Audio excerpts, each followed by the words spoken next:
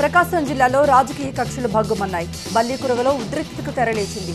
వేమవరం గ్రామంలో కరణం బలరాం, గొట్టిపాటి వర్గీయుల మధ్య ఘర్షణ జరిగింది. ఇరు వర్గాల పరస్పర దాడిలో కరణం బలరాం వర్గానికి చెందిన ఎలిగేటి రామకోటేశ్వరరావు, గోరంట్ల అంజయ్య చనిపోయారు. పలువురికి గాయాలయ్యాయి. వివాహ వేడుకకు వెళ్లి తిరిగి వస్తూ ఉండగా ఈ ఘర్షణ జరిగింది. ఘటన జరిగిన వెంటనే పోలీసులు అప్రమత్తమయ్యారు.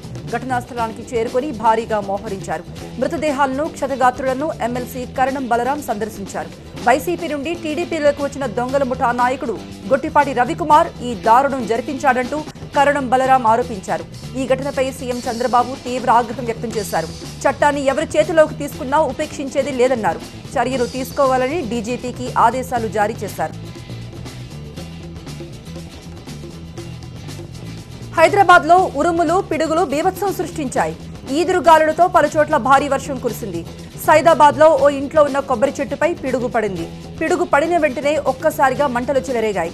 పక్కనే ఉన్న ఇంటికి కూడా మంటలు వ్యాపించాయి. ఆ సమయంలో ఇంట్లో ఎవరూ లేకపోవడంతో ప్రాణ నష్టం జరగలేదు. కొద్ది రోజులుగా ఇంట్లో ఎవరూ ఉండటం లేదని తెలుస్తోంది. ఒక్కసారిగా శబ్దం రావడంతో స్థానిక ప్రజలు పరుగులు తీశారు.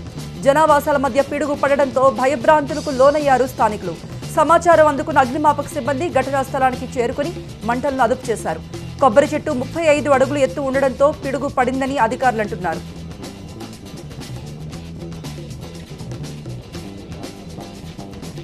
హైదరాబాద్ లో మందుబాబులపై ట్రాఫిక్ పోలీసులు ఉక్కుపాదం మోపుతున్నారు. బంజారాహిల్స్ లో పంజాగుట్ట ట్రాఫిక్ పోలీసులు స్పెషల్ డ్రంక్ అండ్ డ్రైవ్ నిర్వహించారు. వీకెండ్ కావడంతో తప్ప తాగి ఉన్న వాహనాలు నడుపుతున్న వారందరిపై కేసులు నమోదు చేశారు. 6 కార్లు, 5 బైక్లు, 3 ఆటోలను సీజ్ చేసి పోలీస్ స్టేషన్ కు పంపారు. అటు నెక్లెస్ రోడ్ లో కూడా డ్రంక్ అండ్ డ్రైవ్ నిర్వహించారు పోలీసులు. మందు తాగి వాహనాలు నడుపుతున్న 10 మందిని అదుపులోకి తీసుకున్నారు.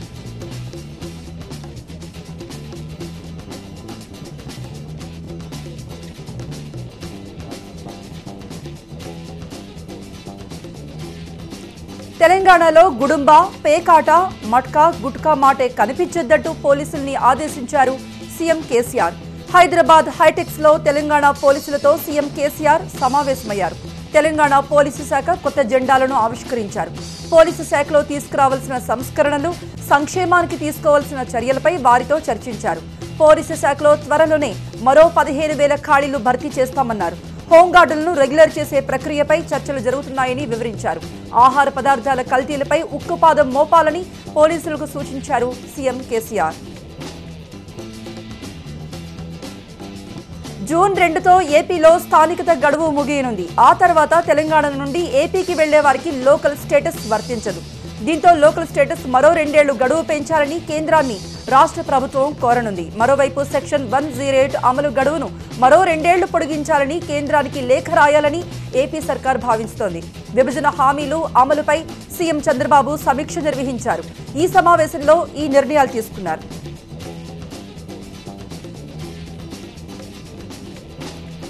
భద్రాద్రి కొత్తగూడెం జిల్లాలో దారుణం జరిగింది.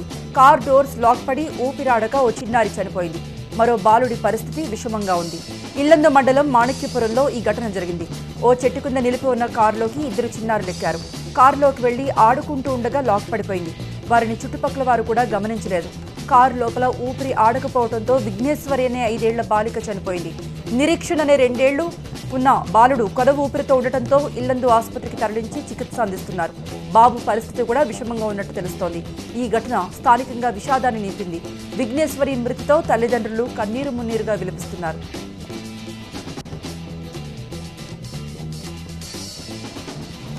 బడ్డీ మహేష్ కుంభకోణంలో ఎంతటి వారినైనా వదిలేది లేదని తేల్చి చెప్పారు AP DGP Sambasivarao. Money laundering case కూడా పెట్టి దర్యాప్తు చేస్తామని హెచ్చరించారు.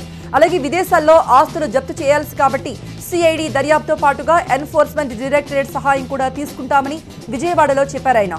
ఈ కేసులో ఇప్పటిదాకా మొత్తం 17 మంది నిందితులను గుర్తించినట్లు వివరించారు. వడ్డీ మహేష్ మనీ లాండరింగ్ బాగోతుల్లో బ్యాంకుల పాత్రపై కూడా పోలీసులు దర్యాప్తు చేస్తున్నారు. ఒక కెనరా బ్యాంకులోనే 538 కోట్ల డిపాజిట్లకు సంబంధించిన అంశంపై సిఐడి అధికారులు ఫోకస్ పెట్టినట్టు చెప్పారు డీజీపీ. 14 షెల్ కంపెనీలు ఏర్పాటు చేసి మనీ లాండరింగ్ కి ఎలా పాల్పడ్డారో తేల్చే పనిలో ఉన్నట్టు వివరించారు పోలీస్ బాస్. 1500 కోట్ల రూపాయల హవాలా స్కామ్ లో వడ్డీ మహేష్ ను కస్టడీలోకి తీసుకుంటే గానీ అసలు నిజాలు బయటపడతాయన్నారు డీజీపీ.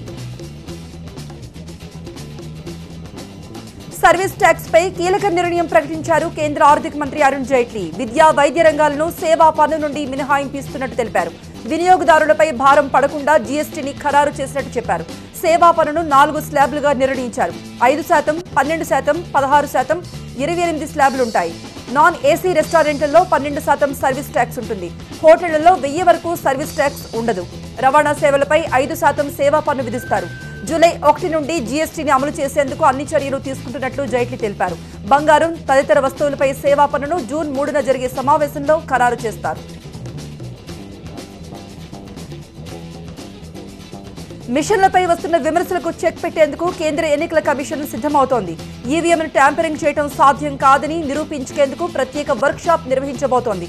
అంతేకాదు, ఈవీఎం ట్యాంపరింగ్ కు సంబంధించిన సవాల్ షెడ్యూల్ కూడా ప్రకటించనుంది ఈసీ. ఇవాళ ఢిల్లీలోని విజ్ఞాన్ భవన్లో ప్రత్యేక మీడియా సమావేశాన్ని నిర్వహించి ఈవీఎంలపై ఉన్న అనుమానాలను ప్రత్యక్ష ప్రసారం ద్వారా నివృత్తి చేయనుంది. ట్యాంపరింగ్ కాకుండా ఈవీఎంలలో ఉన్న సెక్యూరిటీ ఫీచర్స్ ను వివరించబోతోంది. వివిధ పార్టీలు చేస్తున్న ఆరోపణలు, విమర్శలపై సమాధానం ఇచ్చేందుకు సిద్ధంగా ఉంది ఎన్నికల కమిషన్.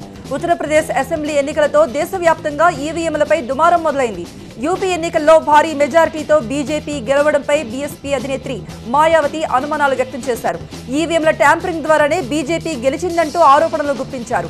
ఆమ్ ఆద్మీ పార్టీ ఏకంగా ఢిల్లీ అసెంబ్లీలోనే ట్యాంపరింగ్ పై డెమో ఇచ్చింది. పార్టీల విమర్శలకు ఇవాళ సమాధానం ఇవ్వబోతోంది ఈసీ. అవినీతి ఆరోపణల్లో ఇరుక్కుపోయిన మాజీ కేంద్ర ఆర్థిక శాఖ మంత్రి చిదంబరం తనయుడు కార్తీ చిదంబరం లండన్ పారిపోయాడు. ముఖార్జియాకు చెందిన ఐఎన్ఎక్స్ మీడియా ఛానల్ కు అనుమతి ఇవ్వడం కోసం కార్తీ చిదంబరంకు ముడుపులు ముట్టాయనే ఆరోపణలు చాలా కాలంగా వినిపిస్తున్నాయి. దీనిపై సీబీఐ అకస్మాత్తుగా ఎంక్వైరీ ప్రారంభించడమే కాకుండా 16 చోట్ల ఏకకాలంలో సోదాలు కూడా నిర్వహించింది. ఇదంతా రాజకీయ కుట్రంటూ కార్తీ చిదంబరం కొట్టి పారేసినా ఇప్పుడు లండన్ వెళ్లడం ఆ ఆరోపణలు నిజమనే ఊహాగానాలకు తావిస్తోంది. అయితే సోదాలు జరిగిన 2 రోజుల వ్యవధిలోనే కార్తీ చిదంబరం లండన్ పారిపోవడం అనుమానాస్పదంగా మారింది. రాత్రికి రాత్రే అందరి కళ్లు గప్పి కార్తీ లండన్ వెళ్లడం వెనుక పెద్ద స్కెచ్ ఉందనే డౌట్స్ ను రేకెత్తిస్తోంది. రాజకీయ రంగ ప్రవేశంపై సూపర్ స్టార్ రజనీకాంత్ అభిమానులకు సంకేతాలిచ్చారు. ప్రస్తుత రాజకీయ వ్యవస్థను మార్చాల్సిన అవసరం ఉంది అంటూ అభిప్రాయపడ్డారు. రావడం కాస్త లేట్ అవుతుందేమో కానీ రావడం మాత్రం పక్కా అని చెప్పకనే చెప్పేశారు తలైవర్. ఇప్పుడు కాదు, యుద్ధం వచ్చినప్పుడు సిద్ధంగా ఉందామంటూ సంచలన వ్యాఖ్యలు చేశారు కబాలి. దీంతో త్వరలోనే తమిళ రాజకీయాల్లో గ్రాండ్ గా ఎంట్రీ ఇస్తారన్న సంకేతాలు కూడా ఇచ్చారాయన. ఒకవేళ రజనీకాంత్ రాజకీయాల్లోకి వస్తే కొత్త పార్టీ పెడతారా లేదంటే బీజేపీలో చేరతారా అన్నది ఆసక్తిగా మారింది. దీనికి తోడు రజనీ పార్టీ సింబల్ ఇదేనంటూ బాబా కమలం తరహాలో గుర్తు హల్చల్ చేస్తోంది. ఈ నేపథ్యంలో తలైవర్ రాజకీయ రంగ ప్రవేశంపై అంతటా ఉత్కంఠ నెలకొంది. మిగిలిన జిల్లాల అభిమానులతో చర్చలు జరిపాక మరింత క్లారిటీ వచ్చే అవకాశం ఉంది.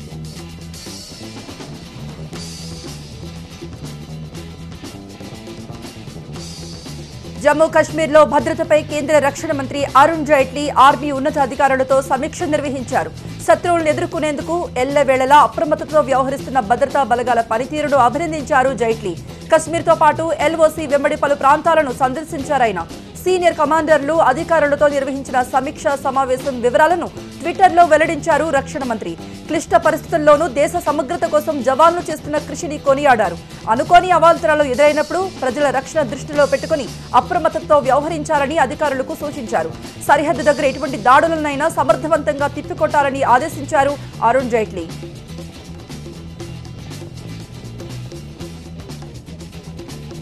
ఆమ్ ఆద్మీ బహిష్కృత నేత మాజీ మంత్రి కపిల్ మిశ్రా ఢిల్లీ సీఎం అరవింద్ కేజ్రీవాల్ కు చుక్కలు చూపిస్తున్నారు.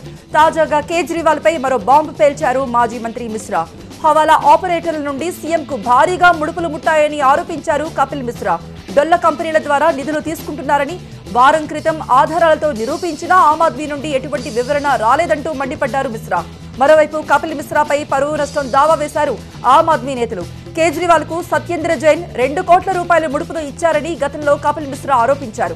ఆయన వ్యాఖ్యలు తన పరువుకు తీవ్రంగా నష్టం కలిగించాయంటూ 30 హజారీ కోర్టును ఆశ్రయించారు మంత్రి సత్యేంద్ర జైన్. తనపై నిరాధార ఆరోపణలు చేశాడంటూ కోర్టులో పిటిషన్ వేశారాయన.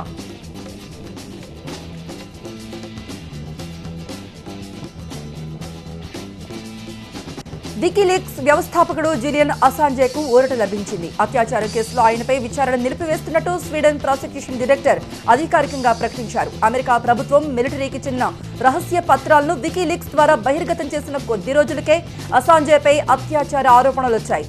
తమను లైంగికంగా వేధించారంటూ స్వీడన్కు చెందిన 2 మహిళలు ఆరోపించారు. వారిలో ఓ మహిళ తాను నిద్రలో ఉన్నప్పుడు అసాంజే లైంగిక చర్యకు పాల్పడ్డాడని ఫిర్యాదు చేసింది. స్వీడన్ చట్ట ప్రకారం దీన్ని అత్యాచారంగా పరిగణిస్తారు. 6 ఏళ్ల జైలు శిక్ష కూడా విధించే అవకాశం ఉంది.